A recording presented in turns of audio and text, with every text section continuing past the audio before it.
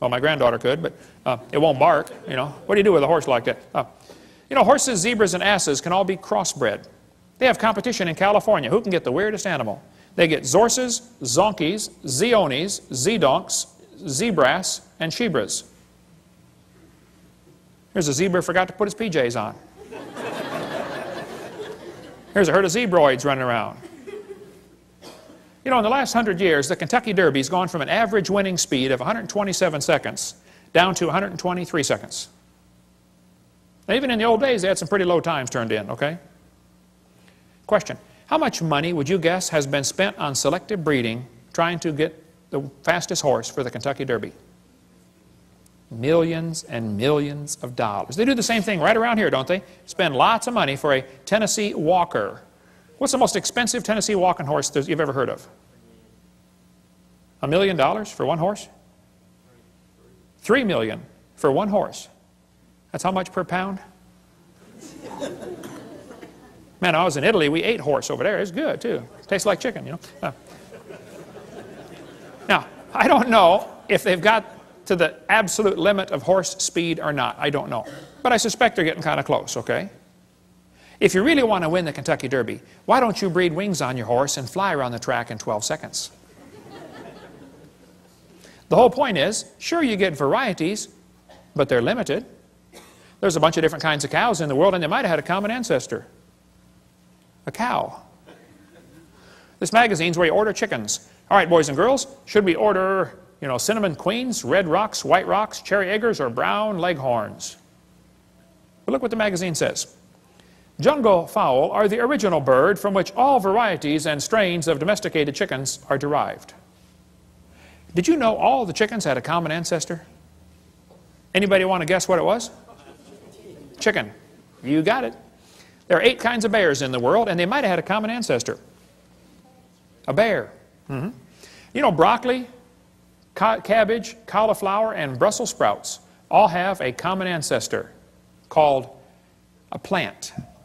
In California, they got huge fields where they graft English walnut trees onto black walnut stumps. They do it because the black walnut stump, the root system is tough and can handle the weather over there. But the black walnut doesn't taste as good, it doesn't sell for as much money, and it's tougher to crack. English walnuts taste better, they sell for more money, and they're easier to crack, but the root system rots. So they cut them off and stick them together. They do it all over there. Well, they can do it because they're both a walnut. The sugar beets were used for years. When sugar got expensive, they wanted to get sugar out of beets. So they tried to do selective breeding to increase the sugar content in sugar beets. They raised it from 6% to 17%. But could not, they ran into a brick wall. Hey, can't go past 17. And the further they got away from the normal wild sugar beet, the more problems they started having. Now you got to babysit the field and spray pesticides and bugicides and everything else on it, okay? Because its disease resistance goes down. People say, don't bacteria become resistant to drugs? Well, that's because they lose information, not gain it. I'll show you. Dr. Spettner points out, this is based on a misunderstanding. For the mutations that cause antibiotic resistance still involve information loss. For example, to destroy a bacterium, the antibiotic streptomycin attaches to part of a bacterial cell called ribosomes. Mutations sometimes cause a structural deformity in ribosomes. Since the antibiotic cannot connect with the misshapen ribosome, the bacterium is resistant. Even though this mutation turns out to be beneficial for the moment, it still constitutes a loss of information, not a gain. No evolution has taken place. The bacteria are not stronger. In fact, under normal conditions with no antibiotic present, they are weaker than their non-mutated cousins. I'll give you an example. Suppose somebody's coming through town and they're handcuffing everybody, taking them off to jail, and then they're going to kill them. But you don't have any arms, so they can't handcuff you. Aha. Is that a beneficial mutation to not have arms? Well, yeah, for the moment, okay. But in long term, it's not beneficial, okay? And so all the examples they ever point to are bacteria becoming resistant to drugs. That's a loss of information, not a gain. The Bible is correct. They bring forth after their kind. James Hutton wrote a book in 1795, and people began to doubt the earth was 6,000 years old. Charlie Lyell wrote a book in 1830, and people began to doubt the flood, and Charlie Darwin's book made people doubt the Creator. And by the mid-1800s, people were wondering, wow, if God didn't do it, How did we get here? Who's in charge of the world? That led directly to the rise of communism, Marxism, socialism, Nazism. We'll cover that on seminar part 5. Politically incorrect, the dangers of this evolution theory. Now, Darwin didn't originate the evolution theory. It was around before him. He just simply made it popular, okay? But Timothy was warned by Paul here in 1 Timothy 6. You be careful about avoiding profane and vain babblings and oppositions of science falsely so called. Hitler said, let me control the textbooks, I'll control the state. Professor Wilson at Harvard University said, as were many persons from Alabama, I was a born-again Christian. When I was 15, I entered the Southern Baptist Church with great fervor and interest in the fundamentalist religion. I left at 17 when I got to the University of Alabama and heard about evolution theory. He lost his faith, first year of college. That's what happened to Philip Wentworth. Studied for the ministry at Harvard, lost his faith, gave up on the ministry. That's what happened to Scott. He almost lost his faith, though somebody showed him one of my videotapes. And he said, oh, man, you saved my faith, Brother Hovind.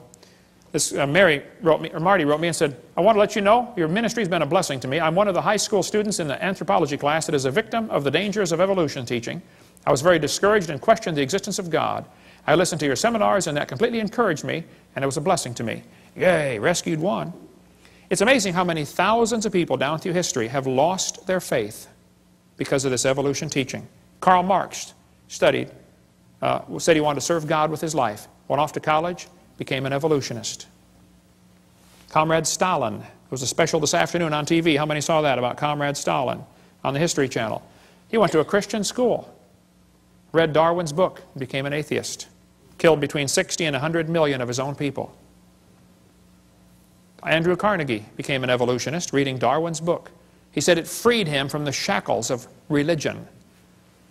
Light came in as a flood and all was clear. Not only had it got rid of theology and the supernatural, but I found the truth of evolution. Carnegie left behind millions of dollars to make sure evolution is taught in our schools. He funded the National Center for Science Education. The list is really long. We'll have to quit now. But 75% of kids from Christian homes that go to public schools lose their faith after 1 year of college. What's in these textbooks anyway? What are they teaching our kids that's making them lose their faith? Well, we're going to cover some of the lies in the textbooks, some more lies in the textbooks, in the next session, after the break. Welcome back. This will be our second session of lies in the textbooks. Now again, I'm not against science, I'm not against schools, I'm not against teachers, I'm just against lies. Okay?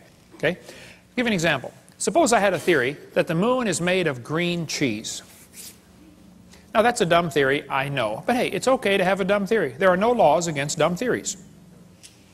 But then suppose I started teaching my students, hey kids, did you know NASA proved my theory in 1973 when they went there on a secret mission and drilled a hole and found the moon is made of green cheese?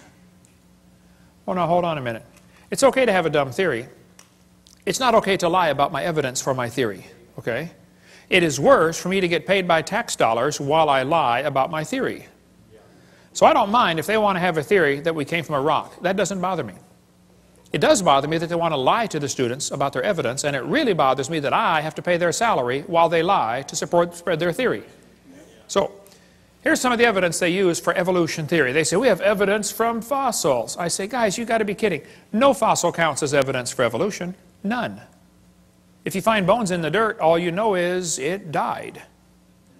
You don't know it had any kids. No fossil could count as evidence for evolution. None.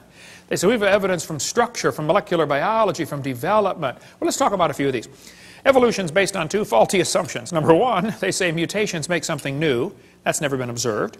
Number two, natural selection makes it survive and take over the population. Evolution is actually a religion of death.